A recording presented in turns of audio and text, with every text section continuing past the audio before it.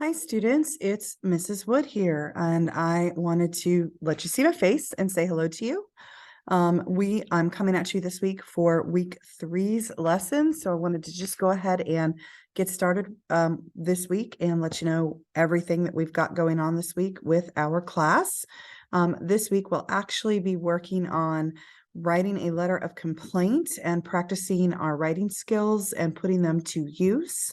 So I'm going to go ahead and start going over things. We'll be talking about punctuation marks. You'll have some grammar practice as well, punctuation and parts of speech, and then of course the letter of complaint. So I'm going to start with that, and then we'll go into Brightspace after I go over your weekly lesson and the things that you need to get done for this week. So let's go ahead and get started. So I'm going to share my screen with you. Just find my thing here to share my screen. Here we go. And I'm going to share it with you. So you should be able to see that this week we're working on letters of complaint. Our learning objective for letters of complaint are to identify the necessary parts to a letter of complaint and to devise a letter of complaint using the correct structure and language. This is a formal assignment and it is a formal letter, so it needs to be written in a formal style. So why might you write a letter of complaint to someone? You have to have a purpose. So typically you write letters of complaints to businesses for services that you received or did not receive, or if you ordered something and didn't get that, you can write a letter to the corporation. Lots of different reasons people give for complaining. I myself have written numerous letters of complaint. I am not a Karen, most certainly not, but it is something that is done, especially if there's an issue that needs to be resolved. It could be a training issue. For example, I have written letters of complaint to Burger King because I'm highly allergic to tomatoes. And so there's been numerous times where I've gone through the drive-through and I've ordered a sandwich without tomatoes on it, and it's had tomatoes on it, which can cause a severe allergic reaction. And that's just simply a training issue. And I was a retail manager in a former life before I became a teacher. So I think it's really important that if there's a training issue and something is not going correctly, that it's brought to the attention of the people in charge so that it can be addressed. So letters of complaint, really, it's all about informing something or someone about something being wrong, like I just said. It's a formal document, so standard English vocabulary and very clear writing has to be used. And this type of writing has a very clear structure. So with that being said, there are 5 major components to a letter of complaint, and they are B, P, S, W, and C. So 1 is background. You need to give background on the situation. 2 is problem. So what was the cause of the problem? What was the effect of the problem? 3 is a possible solution to the problem. 4 is a warning. That's optional. You don't necessarily have to give a warning. I have given warnings in my complaint letters previously, most certainly. And then a closing. Make sure it's very respectful and very formal. There are templates in Microsoft Word that you can use for formal letters, and you just have to really fill it in. I'll show you my letter of complaints that I have sample letters of complaints on your Brightspace as well, and that should help guide you through the process. This is the structure of a formal letter. Your address goes at the top right of the page. So I put 3 ABC Street, the town, the county, and the postcode. And then the date will go here, about 2 spaces underneath it. On the left-hand side, you'll need the business name and the address, the town, and the postcode. Something that's really important, you don't necessarily have to put the county, but you do have to have the address of the business, and you also need to have, attention manager, attention whomever your supervisor, so that it gets to the proper people. So these are just typical things in a structure. Like I said, the first paragraph will explain why you're writing the letter. I'm writing you to discuss. You don't have to necessarily use the word complain, but if you want to, you're more than welcome to do so. The second paragraph will describe the issue you have in more detail. Where did you buy it? Why did you buy it? What happened to it? Say, for example, you ordered something off of Amazon, it came and it was defective, and you want to send it back, but you also want to complain about the fact that you have to send it back and you had to take time out of your very busy schedule to do so. The third paragraph, inform them what you have done to solve the issue or the problem directly. You've already taken it back, for example. It's not repairable. You said it was under warranty, but it's not. Particularly, this happens with electronics. And then the fourth paragraph, of course, explain what you want to happen next. Do you want a replacement? Do you want your money back? Do you want it just to be fixed because it's a training issue and it could potentially harm someone else, especially when it comes to things in the service industry? So just very simply, you just have to ensure your letter is clear and uses formal language. So I know that's not a lot of information, but I really wanted to give you a very wide berth, a wide spectrum, a wide area in which to pull from. So that is the basic information about a complaint letter. So I'm going to go into content just to kind of show you. Just a second, let me stop sharing the screen here. Okay, so I'm going to share my screen again so that you can see what I've got here. I'm on week 3, which is the week that you're on. You'll see you have all of the things on here. I'm going to go ahead and just pull up the sample letter of complaint just so you can see it. I've got 2 sample letters of complaint on here. I'm not sure if it's going to load. Internet's being really slow. I'm sorry.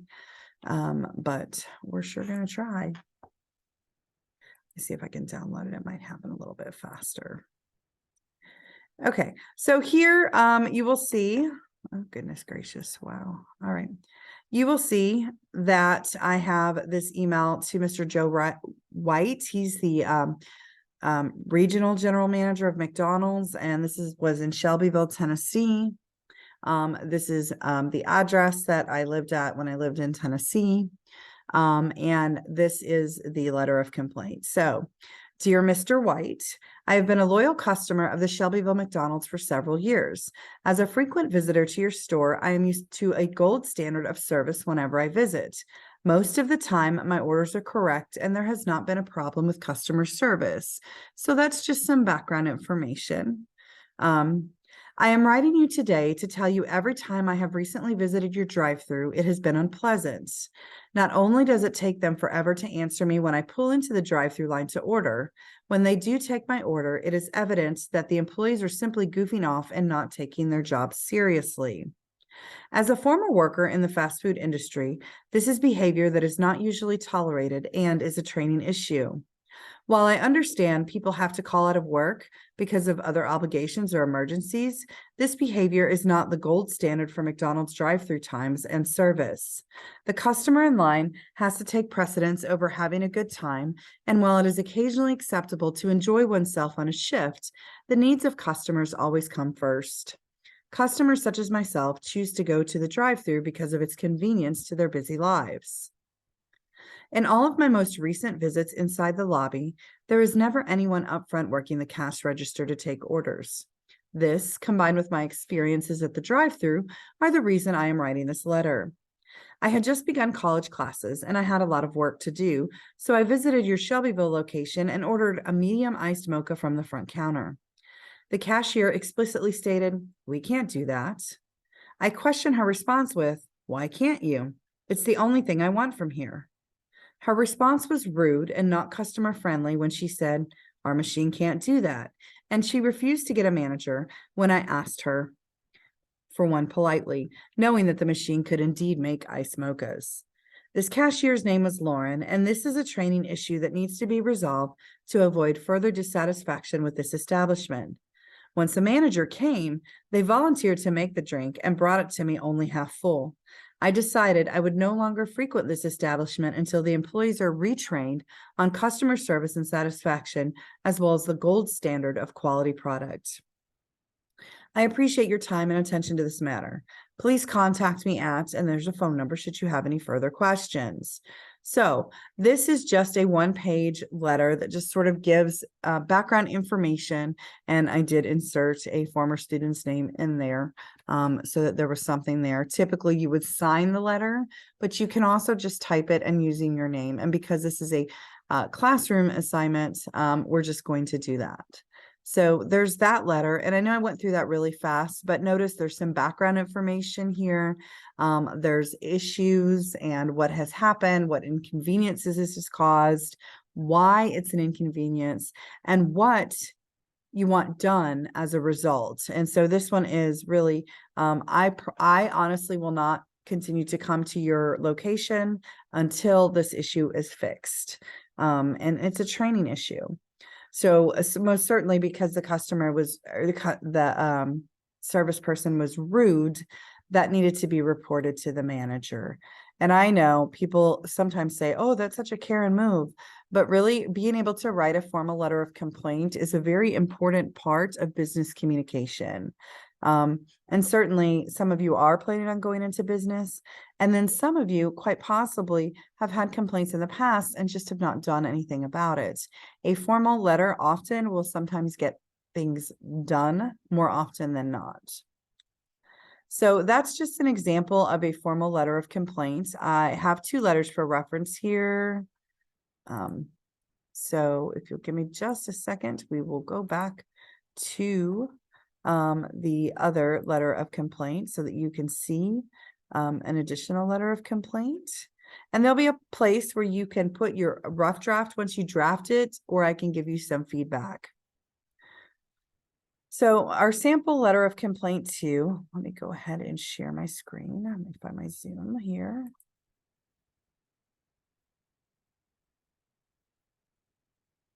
Gonna share it there. It's loading. Is a sample letter of complaints that was written to Burger King. And again, fast food establishments are easy to write letters of complaint to. But in this particular case, you have a letter of complaint to Jessica Howard, who's the manager of Burger King in Shelbyville, Tennessee. This is one that I personally composed. I also put another student's name on here, but I personally wrote this letter of complaint. Very, very important. I'm writing you this letter regarding my experience at your store on Sunday, June 7, 2020. I was missing 2 major sandwiches from my order. One of the sandwiches in my order was requested to be without tomato due to an allergy.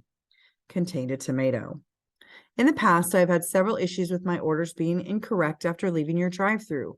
Because I live 16 miles from your store, I finally called to discuss the issue with management, who offered to replace the entire order. On June 14, 2020, I went into the store to have my order replaced, and the manager on duty, Connie, was very disrespectful when I requested my replacement order. As I explained the situation to her and gave her the receipt with the manager's name on it, she scolded me and stated, I will replace the burgers for you, but not the fries. I know you ate the fries, and corporate prohibits us from replacing entire orders. At the time, the lobby was beginning to fill up, and people were staring at me as I pleaded with her. It was not my desire to get free food. I was just trying to get the order replaced that was not correct. I ended up leaving your establishment in tears and vowed never to return again. As a customer service specialist, I understand the need for customer satisfaction and the understanding the customer is always right. However, I am unwilling to be subject to public humiliation by one of your employees. I ask that you, as a manager, address this issue as soon as possible. This member of management did not handle my request respectfully and may possibly need some retraining on how to address customer services politely and with respect. This appears to be a training issue and could result in the permanent loss of business for your establishment. I hope that you rectify and address this issue as soon as possible so that I can return to your establishment. Thank you for your time and attention to this matter. I look forward to hearing from you regarding the resolution to this issue. Respectfully, and then a name. So again, you have information here on who the letter is to. In this, I have left off the address. And then I put a former student's name in there again, a random name in there for you. So this is what your major assignment is for week 3, is to write a rough draft, not a perfect draft. You're going to get my feedback before you submit the final letter. The final letter of complaint is not due until February 27th, but at least you'll have some time to type up and write a rough draft. It does not have to be perfect. However, I would recommend, this is an assignment that will go through the plagiarism checker. So please don't just copy and paste someone else's letter from the internet. It is very important that you write an original letter of complaint. Say you want to write a letter of complaint to Xfinity because Xfinity, you had ordered an Apple iPhone 14 from them and it didn't arrive in time for your daughter's birthday, then you want to write a letter of complaint because your daughter was disappointed on her birthday and the only thing you could present her with was a picture of the phone because the phone did not arrive on time and thus it ruined her birthday. That's just an idea of a letter of complaint, but it could be any number of things. You can complain about multiple things. You can complain about service. You can complain about products. You can complain about really just about anything. I'm not encouraging you to complain, but I want to teach you to make sure that you are able to write an effective letter of communication of complaints to a business or to an individual. I mean, I wouldn't write a letter to my best friend complaining about her lack of answering her phone, because really that would make things difficult. In this case, it's going to be a formal communication to a business or an establishment regarding a product or an experience that you have had. It could very well be a letter of complaint to a restaurant who is closed on a day that you wanted to bring your family to celebrate, just to let them know that they lost business. Or you could be writing a letter of complaint to the local Chinese restaurant who no longer carries poo-poo platters. And you could ask them why they no longer carry poo-poo platters, and explain to them that it's just not good business practice to drop things from the menu, but still have them listed on the menu. It could be any number of things that you want to complain about. And that's just a common, quick idea. So from that, we're going to go into this week's major grammar lessons and talk about those. Our learning objectives for those will be to learn about the purpose of punctuation marks, and also the parts of speech. So I'm going to just start going over that and then talk to you about your assignments this week so that you have a better idea of exactly what is expected of you. So first things first, we're going to talk about the parts of speech. I'll open up the PowerPoint for you and share my screen. So what I have done here is, and I talked a little bit about them in the past couple of weeks about the different parts of speech, nouns, prepositions, adverbs, things like that, adjectives. But I'm just going to go over them. Typically, when you're writing academically, you're not going to use personal pronouns. However, in this particular assignment, because it is a letter of complaint, you will use personal pronouns because you're talking about your own experience. So in this case, we're going to be able to identify nouns. A noun is a definition. The definition is a word or group of words that is used to name a person, place, thing, or idea. So in this case, you have Professor Wood, you have Florida, you have suitcase. Freedom is an idea, but it's still a noun. So that's really important. You have common nouns versus proper nouns. A common noun names any group of people, places, or things that are not, and they're generally not capitalized. So book, school, marker, computer, phone, backpack, those things are not capitalized. And then a proper noun would be a particular place, thing, or idea and is capitalized. So Holt Handbook would be one. Discovery Academy, a Mac computer, an iPhone, JanSport backpack, all of those things are proper nouns and they are capitalized. So pronouns are words that are used in place of one or more nouns or pronouns. So again, that's I, me, you, they, our, she, we, them, he, us, him, their, them, and its. So you see some examples here. You've got they are all playing together. That is a pronoun. He is playing with the train, also a pronoun, and question, is she sleeping in her bed? She refers to the individual that is sleeping in her bed. Personal pronouns, again, that's someone that is speaking first person. So I, me, mine, we, ours, and our. Second person is you, yours, and your. So with second person pronouns, those are very rarely used in academic writing. So I'm teaching you them and showing you them as a reference, but they're not used. First and second person are typically not used in academic writing. Third person are sometimes they're unavoidable to use. He, him, his, she, hers, it's they, them, their, and theirs. It depends on the situation and what you're writing about, but most certainly all academic writing should be in the third person. Demonstrative and interrogative pronouns. You have a demonstrative pronoun is used to point out a specific person, place, thing, or idea. So that's this, that, these, and those. I think this is good enough. Say, for example, I'm shopping for office supplies, my favorite pens. I would pick out the pens, and today I found some metallic tool pens at Office Depot, and I really like them. So I picked them up off of the shelf and I said, oh, I think this is the one. So I was using a demonstrative pronoun to demonstrate that this pen right here that I'm holding was the pen that I wanted. An interrogative pronoun introduces a question. So that's who and whom and which and what and those. So, who is in my class? Not really sure. I know your names, but I haven't seen any of your faces because this is an online course.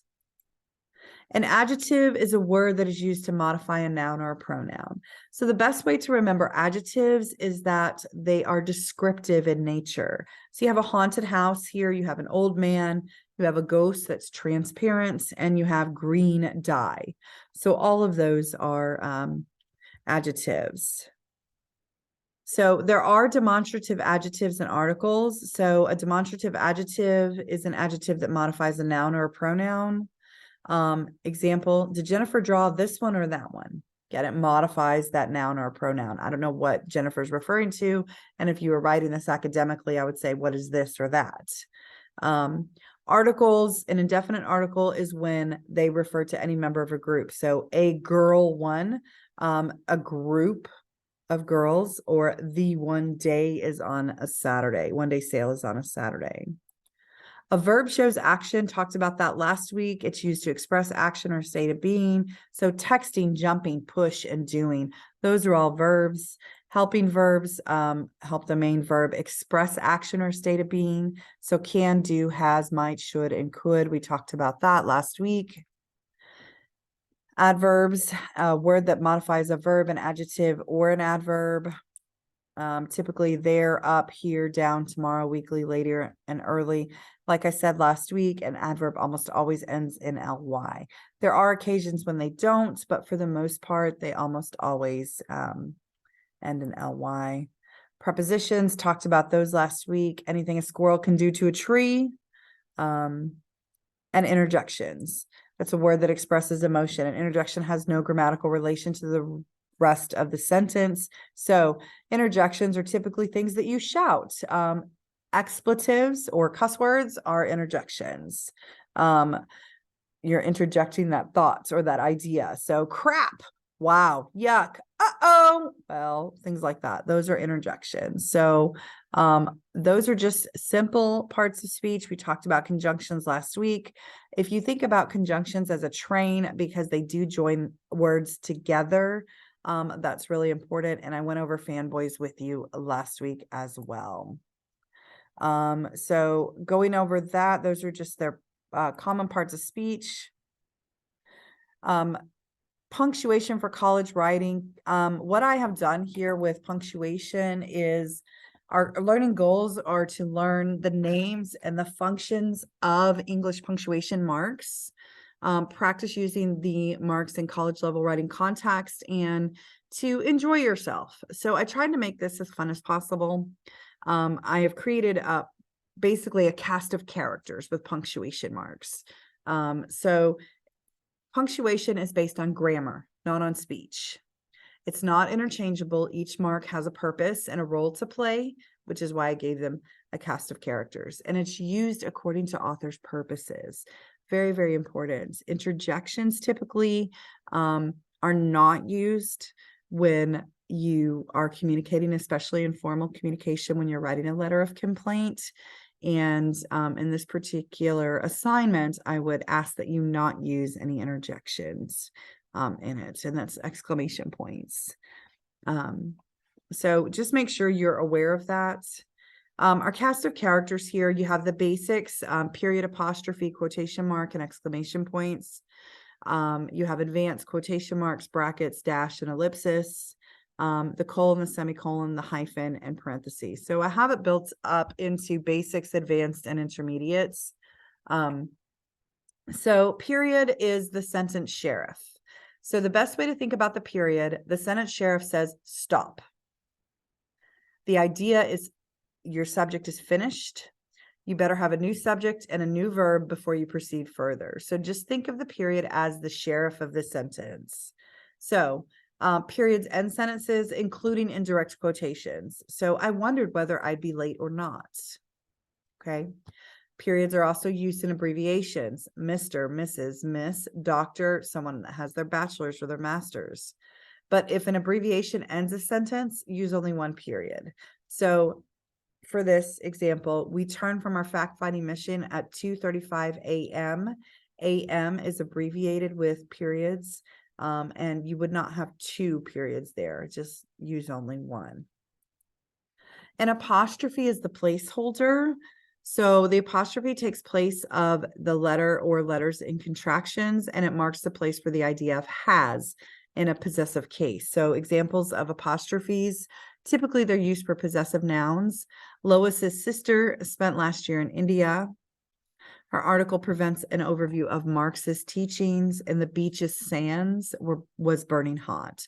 So an apostrophe is very important when you're showing possessive nouns, or if a noun is plural and ends in S. So both my bicycle tires rims, were bent. So tires is plural, it's more than one, so it would be S apostrophe. If you have joint possessions such as Ben and Jerry's ice cream, it would be, I haven't tried Ben and Jerry's latest new flavor. So just use S apostrophe or apostrophe S on the last noun only. So apostrophe S would be Ben and Jerry's. It's showing multiples. If you're doing individual possession, so Hernando and Maria both have expectations, and so it's individual possessions. Hernando and Maria's expectations of marriage couldn't have been more different. So your apostrophes are your placeholder, your periods are your sentence sheriffs, and your question mark is the scientist. Scientist inquires, they want to know more, so they're asking questions. So a question mark goes for direct questions. Where were you and what do you know? Polite questions, as in a business letter. Would you please send me 5 copies of Edward Lear's Complete Nonsense with an invoice? Okay, so again, that would need a question mark at the end of it. It's a polite question. There's the word please in it. That makes it a polite question. Questions in a series may be written with question marks, even if they're not complete sentences. So where would I go at this time of night? To my friend's house? To a hotel? To my mother-in-law? So, excuse me. Those would be questions in a series. Your exclamation point, like I said before, that's the rustler, because it's shouting and cries of shock and delight. An exclamation point is also an interjection. So if you're going to have a calm, restrained academic discussion, or you're writing a letter of complaint, you don't want to invite the rustler. You see the rustler, not very nice. Capital letters, it's controversial because some teachers consider an element of mechanics rather than punctuation, but it is both, because they're used for official identification and at the start of a sentence, very much like a journey. Titles, Madam Prime Minister, Dr. Jekyll, Professor Wood, those are all capitalized. Beginning of sentences, your first word should always be capitalized. Titles of works, most definitely, they do need to be capitalized. The Curious Case of Benjamin Button, Of Mice and Men, the song by Beyonce, Single Ladies. All proper nouns, including course titles, particular place names, or historical periods. So in this class, it would be ENC 0026. So very much like geography, the E would be capitalized, and then you would have 0026. It's never merely for emphasis. Capitalization is not shouting as we use in text speak or emoticons, but capitalization is not used to emphasize only. It is used to show understanding of the rules of grammar, and sometimes for emphasis, but not always. So the colon is a fanfare. Some people just call that ... Typically, after a complete independent clause, a colon will signal a formal entrance of a list in a positive or quotation. So in that case, if you look here, you have in an independent clause, I have 3 essentials for a day in the sun. That's a complete sentence. It stands alone. It's an independent clause. However, it's not finished. You want to list those essentials. So I have 3 essentials for a day in the sun, colon, a hat, comma, sunscreen, comma, and water. Okay. My roommate is guilty of the 2 of the 7 deadly sins. Again, that's a complete sentence, but you still want to list the sins. So you have to have the colon there, gluttony and sloth.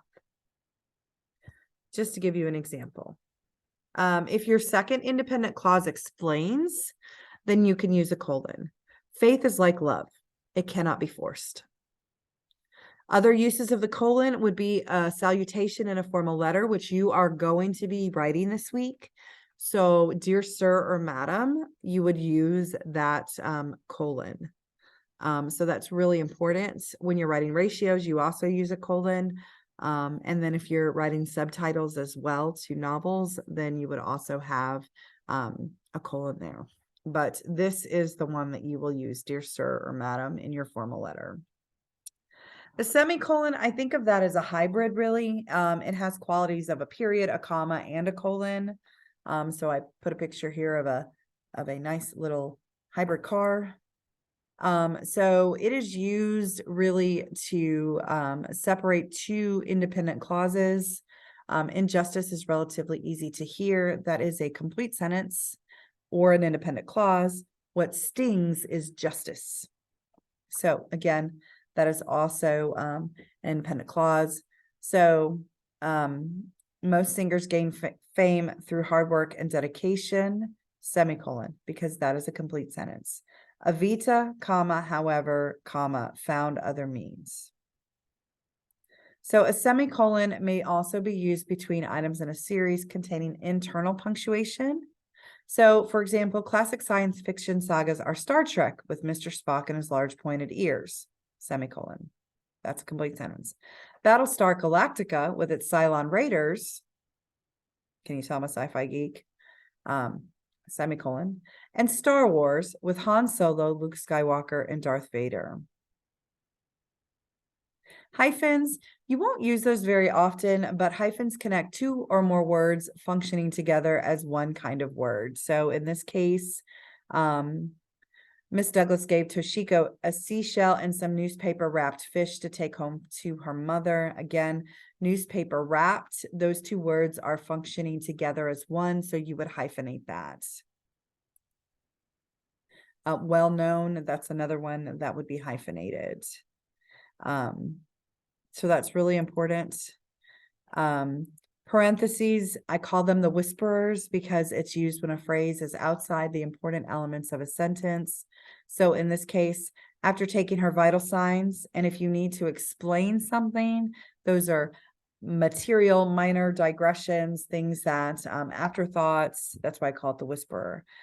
So if you need to explain what vital signs are and be more specific, you can say after taking her vital signs, put the parentheses in temperature, pulse, and blood pressure, because those are vitals, comma, the nurse made Becky as comfortable as possible. So there's that. And then question marks, I call them, again, we talked a little bit about question marks earlier, but they're the gossips as well. The gossip, they pass on information to others. So just like scientists, as well, they are the gossips. So you've got several different things. I'm not going to go over quotes because we're not there yet. But when you're taking notes, you can go ahead and take notes on quotes and the brackets. Those are more advanced and really are reserved for 1101. But I did include them in the PowerPoint just in case. Your dash is your drama queen because it's all about dramatic breaks and shifts. When you get to ENC 1102, if you have to take it, you'll see use of the dash a lot in poetry.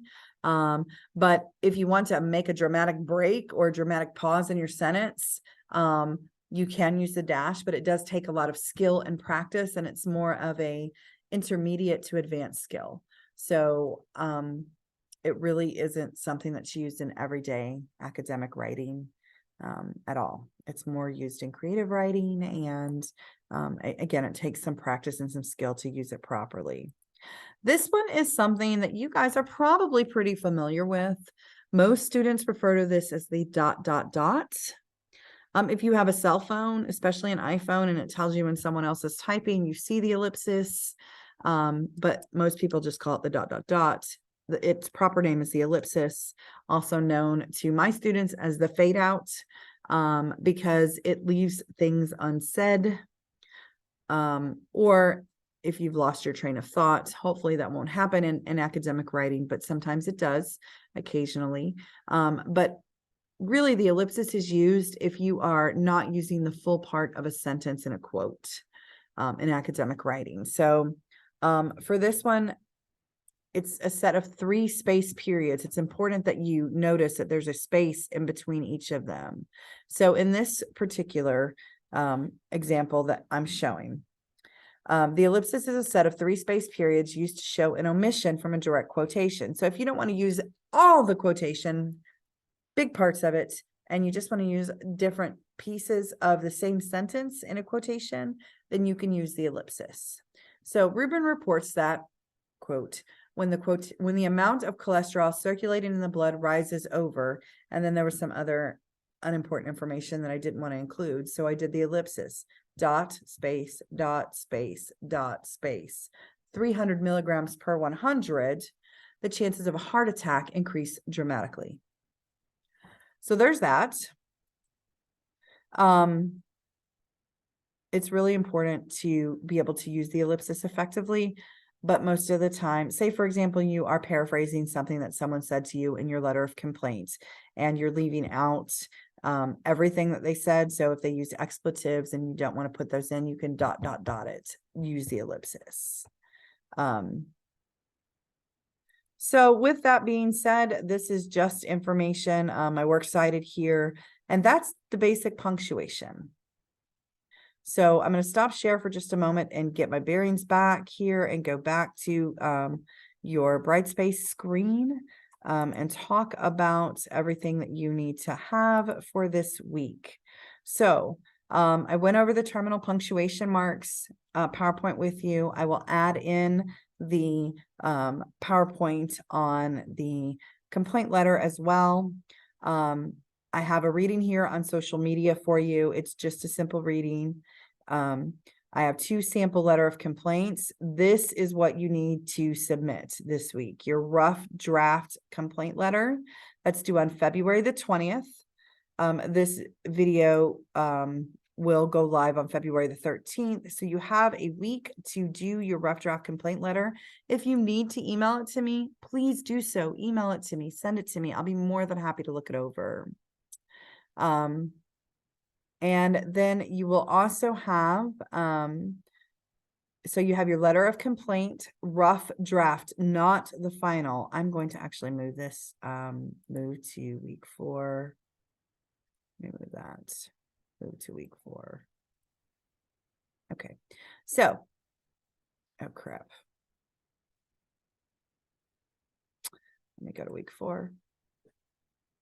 I'm going to move to week 3.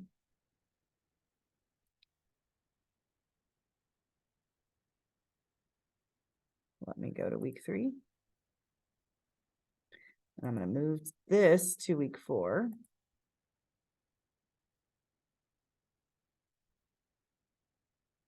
So you're not confused. So your rough draft letter of complaint is going to be here, and I'll type a document with everything that you need to do and upload that as well. Your rough draft complaint letter is one of your assignments this week. You also have a discussion board. So I'm going to just go around here and I'm going to go to discussions.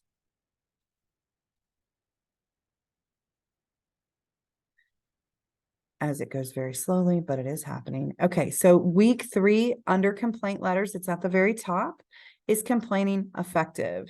So this is, I need to change the date. Just change the date here for you. I don't know why it's got 2022 on here. It's supposed to be fixed.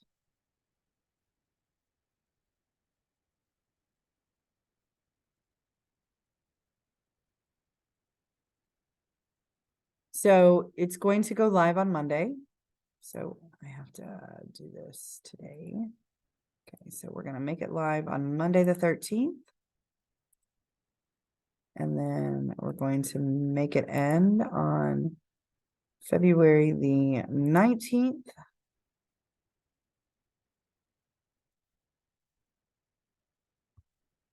Sometimes I have to change the dates. Okay, so you'll see that is complaining effective? So when was the last time you complained? What was it about? Do you voice your negative feelings often? Only when something really bad or frustrating happens, or never? Because your assignment this week is to begin developing a letter of complaints, think about the last time you made a formal complaint. What was it about? Which company? I want a response of 100 words or more. Answer the above questions as you begin to develop your letter of complaint. So before you start to write your letter, I would do the discussion board first. Remember, in order to get full credit for the discussion board, you have to reply to at least one of your classmates. So you have your discussion board, your rough draft letter of complaints, and then going into your quizzes. Let's just see if you have a quiz this week. I believe that you may. You have the subject verb quiz, which ends on February the 12th.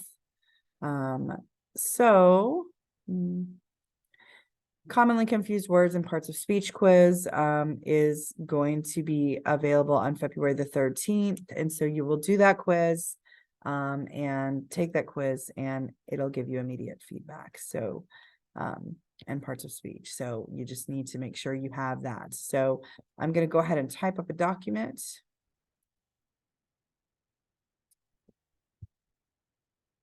So actually, that's not what I'm going to do. Dum-dum-dum. Let's go into content.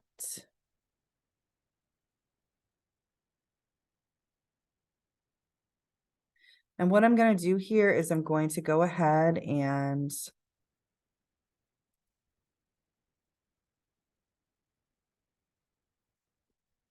put in week 3 assignments.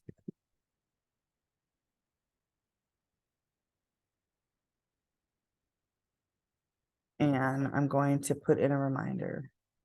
Read the chapters in the textbook for the syllabus. Complete the discussion board on complaining.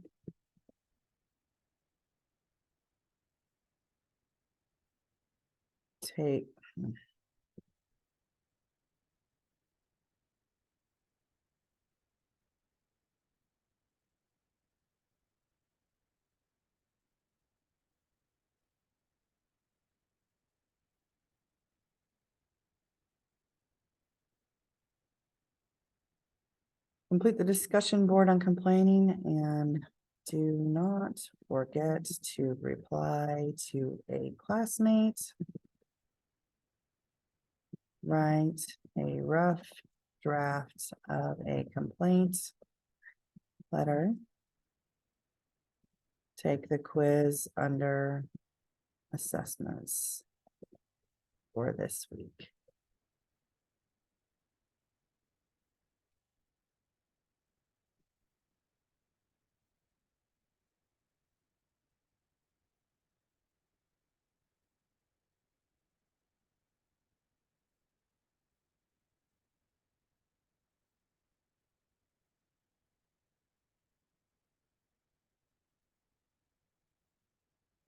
And then you have a grammar assignment.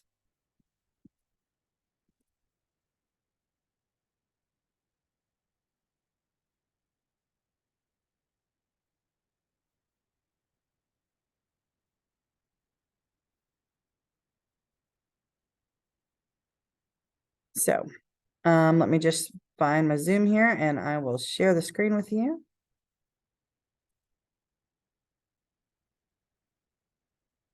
Share. So here you can see I have week 3 assignments listed. 1, read the chapters in the textbook is listed on the syllabus. 2, take notes on the PowerPoints. 3, complete and turn in the grammar practice assignment. 4, complete the discussion board on complaining and do not forget to reply to a classmate. 5, write a rough draft of a complaint letter. And 6, take the quiz under assessments for this week. If you have any questions, feel free to reach out to me. Make sure that if you text my cell phone number, you do identify yourself, because I teach 3 classes and I don't have everyone's phone number saved. So if you have any questions, I do have office hours. I'll be more than happy to assist you, but please keep in mind that I do work full-time during the day. So I'm not available during the day until after 3:30 p.m. For office hours. Again, like I said, if you have any questions, reach out, and I look forward to seeing your work this week. Have a wonderful and fantastic and amazing week.